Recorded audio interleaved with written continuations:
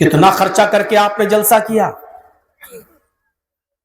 ایک تخمینہ آپ کو اچھی طریقے سے معلوم ہوگا جلسہ کمیٹی والوں کو، اور اس جلسے کا کتنا اثر ہوا یہ دیکھنا ہے آپ کو، حساب لیجئے گا۔ یہ دیکھنا ہے تو صبح اپنے گاؤں کی مسجد کا جائزہ لے لیجئے گا، فجر کی نماز پڑھنے کے لیے جائیے گا تو جائزہ لے لیجئے گا اس جلسے میں علماء کی تقریروں کا کتنا اثر ہوا۔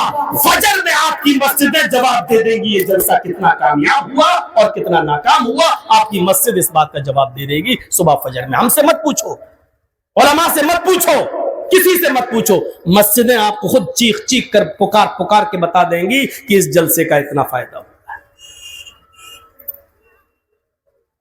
محاسبہ کیجیے اپنا۔ حضرت عمر فاروق رضی اللہ تعالیٰ عنہ کو جب نیزہ مار دیا گیا، موطا امام مالک پڑھیے، جب نیزہ نکالا گیا تو پیٹ پھٹ گیا ان کا، خون بہنے لگا اور اسی حالت میں وہ غشی آ گئی اور بے ہوش ہو کر گر گئے۔ جب ہوش آیا تو ان کو گھر پہ لایا گیا، کسی نے بتایا کہ آپ کی نماز ادا نہیں ہوئی، آپ پہلی رکعت میں تھے کہ نیزہ مارا گیا اور آپ بے ہوش ہو گئے، پیٹ پھٹ گیا۔ ان کو جو کھلایا جا رہا تھا منہ سے پیٹ سے وہ باہر نکلنے لگا، جو پلایا جا رہا تھا منہ سے وہ پیٹ سے باہر، شہد پلایا گیا پیٹ سے باہر، جو کھلایا جا رہا پیٹ سے باہر، پانی پلایا جا رہا ہے، دودھ پلایا جا رہا ہے، لیکن وہ پیٹ سے باہر آ جاتا ہے۔ اس حال میں بھی انہوں نے نماز ادا کی۔ پوچھنے والوں نے پوچھا امیر المومنین آپ نے تو اس حال میں بھی کھڑے ہو کر نماز پڑھ لی ہے، پیٹ آپ کا پھٹ چکا ہے، آپ کا پیٹ پھٹا ہے، آپ کے پیٹ سے خون بہ رہا ہے، جو کھلایا جاتا ہے وہ پیٹ سے نکل جاتا ہے، اس حال میں بھی آپ نے نماز ادا کر لی۔ اگر آپ کے بعد کسی کی یہ کنڈیشن ہو جائے، خون بہنے لگے، پیٹ پھٹ جائے، آنکھیں باہر آ جائیں، اس حال میں اگر وہ نماز چھوڑ دے تو اس کے بارے میں کیا حکم ہے؟ حضرت عمر فاروق کہتے ہیں اگر وہ ہوش میں ہے تو اس حال میں بھی اس کو نماز پڑھنا پڑے گی۔ پوچھنے والوں نے پھر پوچھا امیر المومنین نماز تو پڑھنا پڑے گی لیکن اس کنڈیشن میں اگر وہ نماز چھوڑ دے تو اس کے بارے میں آپ کیا فرماتے ہیں؟ تو حضرت عمر نے یہ فرما دیا لا حظ فی الاسلام لمن ترک الصلاۃ۔ موطا امام مالک اٹھا کر دیکھ لو، ایسے آدمی کا کہ پیٹ پھٹ گیا ہو اور کھانا پانی پیٹ سے نکل رہا ہو اور ہوش میں ہو، اس کے باوجود اگر وہ نماز نہیں پڑھتا ہے تو اسلام کے اندر اس کا کوئی حصہ نہیں ہے۔ اس کنڈیشن میں اگر ہوش میں ہے تو نماز نہ پڑھے تو اس کا حصہ نہیں ہے اسلام میں۔ اب آپ اندازہ لگا سکتے ہیں، جرجی صاحب بہت اچھا بولے، باہر جا کے چائے کی دکان پہ یہ باتیں کر لینا، کیا تقریر کری، باتیں کر لینا، سب کچھ صحیح، لیکن فجر کی نماز میں اگر مسجد میں نہیں آئے تو سمجھ لو کہ آپ نے کسی عالم کی بات ہی نہیں مانی، آپ نے یہ جلسے میں ثواب حاصل نہیں کیا ہے، آپ نے صرف اپنی آنکھیں پھوڑی اور اپنی رات برباد کی ہے۔ حساب تو لینا پڑے گا اپنے آپ کو۔ قرآن ہمیں کہیں اس انداز سے ڈراتا ہے یا ایھا الذین آمنوا قوا انفسکم واہلیکم نارا، اے ایمانوں والو تم اپنے آپ کو بھی جہنم کے عذاب سے بچاؤ، آگ سے بچاؤ، اور اپنے اہل و عیال کو بھی جہنم کے عذاب سے اور جہنم کی آگ سے بچاؤ۔ ہمیں اپنا بھی حساب کرنا ہے، اپنے اہل و عیال کا بھی حساب کرنا ہے۔ آج ہمارا بچہ اگر دیوالی کی پھلجڑی چلاتے ہوئے تھوڑا سا جل جائے تو آپ اس بچے کو ہاتھ جل جانے پر بھاگتے ہوئے آپ اپنے علاقے کے قریب کے ہاسپٹل میں لے جاتے ہو، آپ اپنے بچے کی مرہم پٹی کرواتے ہو، آپ اپنے بچے کو آگ میں نہیں جانے دیتے ہو۔ میرے بھائیو جہنم کی آگ دنیا کی آگ سے کئی گنا خطرناک، کئی گنا زیادہ گرم۔ پھر آپ کا بچہ آپ کی آنکھوں کے سامنے جہنم کا ٹکٹ خریدتا ہے، جہنم کے کام کرتا ہے، آپ کیسے گوارا کر لیتے ہیں کہ آپ کا بچہ آپ کی آنکھوں کے سامنے گناہ کر رہا ہے اور جہنم کا ٹکٹ خرید رہا ہے، لیکن ہم اپنی بیوی اور بچوں کو جہنم کی آگ سے بچانے کی کوئی فکر نہیں ہوتی ہے۔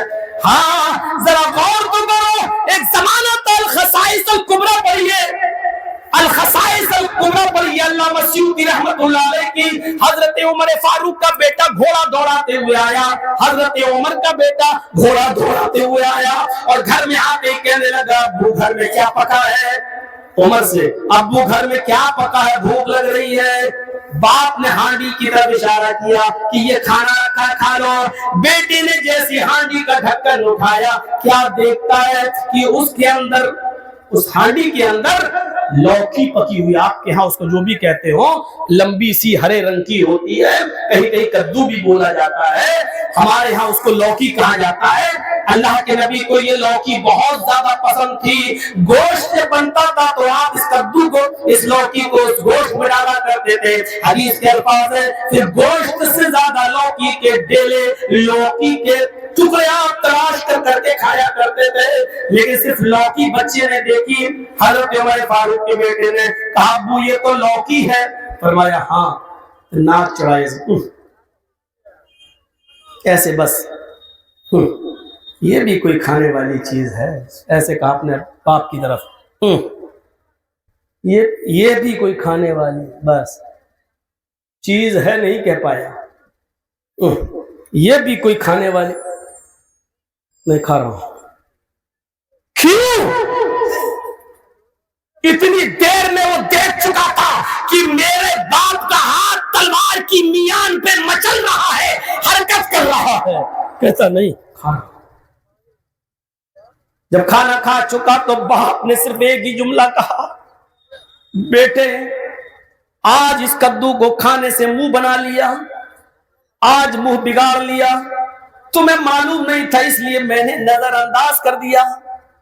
یاد رکھنا یہ لوکی یہ کدو میرے نبی کی محبوب سنت ہے۔ ہم نے اپنے رسول کو دیکھا ہے کہ گوشت کے اندر لوکی کے کدو کے ڈیلے اٹھا اٹھا کے کھایا کرتے تھے۔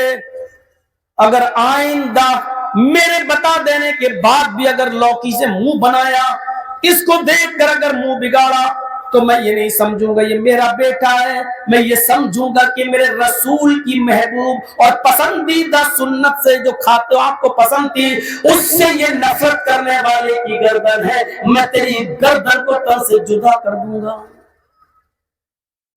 اس واقعے کے بعد اب ہم اپنے بچوں کا جائزہ لیں۔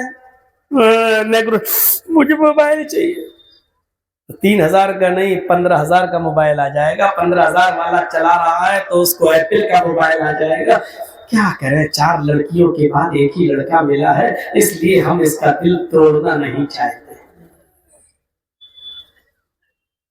جو اللہ 4 بیٹیوں کے بعد ایک بیٹا دینے پر قادر ہے، وہ 4 بیٹیوں کے بعد اس بیٹے کو لینے پر بھی قادر ہے۔